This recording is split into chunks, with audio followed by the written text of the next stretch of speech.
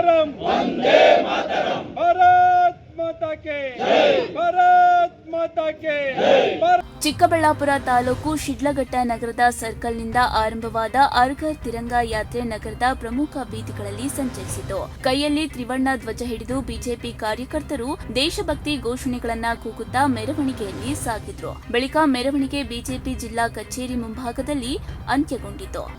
ಮೆರವಣಿಗೆ ನೇತೃತ್ವ ವಹಿಸಿದ್ದ ಬಿಜೆಪಿ ಜಿಲ್ಲಾಧ್ಯಕ್ಷ ಸೀಕಲ್ ರಾಮಚಂದ್ರಗೌಡ ಮಾತನಾಡಿ, ಸ್ವಾತಂತ್ರ್ಯೋತ್ಸವವನ್ನ ದೇಶದ ಜನತೆ ಹಬ್ಬದ ರೀತಿಯಲ್ಲಿ ಆಚರಿಸ್ತಾ ಇದ್ದಾರೆ ಎಂದು ಹೇಳಿದರು. ಪ್ರಧಾನಿ ನರೇಂದ್ರ ಮೋದಿ ಅವರು ಆಗಸ್ಟ್ 14 ಮತ್ತು 15ರಂದು ಪ್ರತಿಯೊಬ್ಬ ನಾಗರಿಕರು ತಮ್ಮ ಮನೆಗಳ ಮೇಲೆ ತ್ರಿವರ್ಣ ಧ್ವಜ ಹಾರಿಸುವಂತೆ ಕರೆಯನ್ನ ನೀಡಿದ್ದಾರೆ. ಹೀಗಾಗಿ ಪ್ರತಿಯೊಬ್ಬರು ತಮ್ಮ ಮನೆಗಳಲ್ಲಿ ತ್ರಿವರ್ಣ ಧ್ವಜ ಹಾರಿಸಿ ದೇಶಭಕ್ತಿ ಸಾರಬೇಕು ಎಂದು ಮನವಿಯನ್ನ ಮಾಡಿದರು. ಸ್ವಾತಂತ್ರ್ಯ ಬಂದು 80 ವರ್ಷ ಆಗಿದೆ. ಇಡೀ ದೇಶದಲ್ಲಿ ಆಗಸ್ಟ್ 15ನೇ ತಾರೀಕು ದೇಶಭಕ್ತಿ ತೋರಿಸ್ತಕ್ಕಂಥ ಹಬ್ಬ ಮಾಡ್ತಕ್ಕಂಥ ದಿನ. ಈ ದಿನ ನಾವು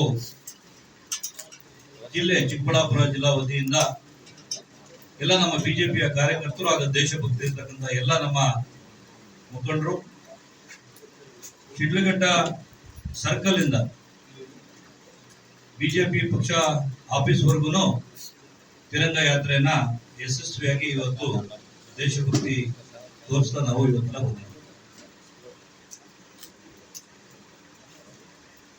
ಈ ದಿನ ಏನು ಪತ್ರಿಕಾಗೋಷ್ಠಿಯ ತುರ್ತಾಗಿ ವಿಷಯ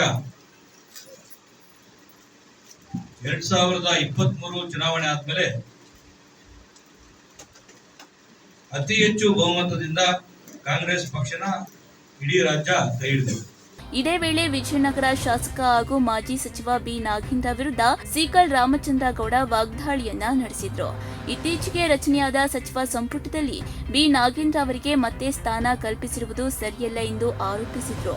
ಬಿ ನಾಗೇಂದ್ರ ವಿರುದ್ಧದ ಭ್ರಷ್ಟಾಚಾರ ಆರೋಪಗಳ ಕುರಿತು ತನಿಖೆ ನಡೆಯಬೇಕಿದ್ದು ಅವರನ್ನ ಸಚಿವ ಸಂಪುಟದಿಂದ ಕೈಬಿಡಬೇಕು ಎಂದು ಒತ್ತಾಯಿಸಿದ್ರು. ತಮ್ಮ ಆರೋಪಗಳಿಗೆ ಸಂಬಂಧಪಟ್ಟಂತೆ ಸರ್ಕಾರ ಸೂಕ್ತ ಕ್ರಮ ಕೈಗೊಳ್ಳದಿದ್ದರೆ ಮುಂದಿನ ದಿನಗಳಲ್ಲಿ ಎನ್ಡಿಎ ವತಿಯಿಂದ ಉಗ್ರ ಹೋರಾಟ ನಡೆಸುವುದಾಗಿ ಎಚ್ಚರಿಕೆಯನ್ನ ನೀಡಿದ್ರು. ಒಟ್ಟಿನಲ್ಲಿ ದೇಶಭಕ್ತಿ ಹಾಗೂ ಹರ್ ತಿರಂಗಾ ಸಂದೇಶದೊಂದಿಗೆ ನಡೆದ ಯಾತ್ರೆ ರಾಜಕೀಯ ವಾಗ್ವಾದಕ್ಕೂ ವೇದಿಕೆಯಾಯಿತು. ದೇವರಾಜು, ಪ್ರಗತಿ ಟಿವಿ, ಚಿಕ್ಕಬಳ್ಳಾಪುರ. ವಂದೇ